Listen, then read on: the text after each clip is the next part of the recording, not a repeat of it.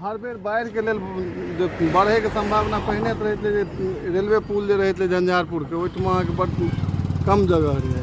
आप तो ओहिठम जैसे ज्यादा जगह में पुला बनायल गेल है। पुरना पुल तो ओहि जगह पर छैहे ने, तो जगह तो ओतबी पानि निकासी है। तो पानि अहाँ देख लियो तो ओहि कात जे देखबै कमला पुल के दक्षिण तो ओतऽ कम बुझाय, इम्हर खतरा अधिक रहै छै। संशय भय एहिठमका लोग के रहे छन। ई अपन तांडव बाढ़ के समय में बढ़िया जगह देखबैत अछि। झंझारपुर इलाका के अधिकांश जगह पर जहन बाढ़ कसगर बाढ़ अबैया तो दोनों तरफ बांध टूट जाइए, तो तैं जे छै से बाढ़क प्रकोप हरेक बेर होइत रहैए। खतरा के निशान से ऊपर बहे लगे तो निश्चित रूप से एहिठाम के लोग के दुगदुगी बढ़ जाए छन। एकदम होते हैं प्रभावित, पूरी तरह से होते हैं। हमेशा जब बाढ़ का समय आता है तो डर बना रहता है। की नाम है?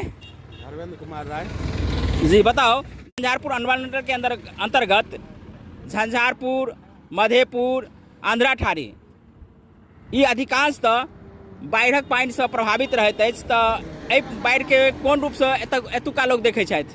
बहुत भयंकर स्थिति रहैया। जे समय में बाढ़ के पानि आबै छै ते समय में किछ नहीं, बहुत अधिकांश बस्ती जे छै टोला बहुत प्रभावित होइ छै।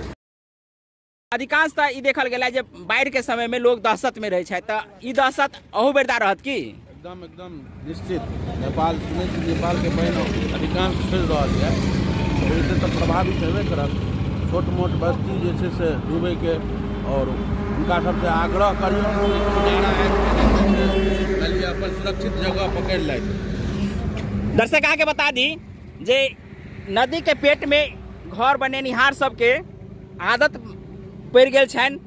तो बाढ़ नहीं अला के बावजूद भी बाढ़ के हिनका सबके अनुभव होइ छनि। कारण जे एनएच के जे ई स्वरूप बनायल गेल है, जेकरा कारण पानी नदी के उछलला के बाद एहि पेटी में जाकर समा जाइत अछि, और एहि पेटी के अंदर में ई घर सब बनल अछि।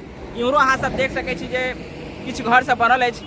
वो घर सब बांध नहीं टूटत या टूटत से कोनो मतलब नहीं अछि, मुदा बाढ़ के पानि से ई सब प्रभावित हमेशा रहैत छथि। अहाँ सब देख सकै छी जे किछु गोटे बस्ती पर से निकल कऽ एहिठाम एनएच पर आबि कऽ शरण लेने छथि। तो निश्चित रूप से हिनका सबके हरेक बेर एहि तरह के जे परेशानी अछि से हिनका सबके झेलऽ पड़ै छनि।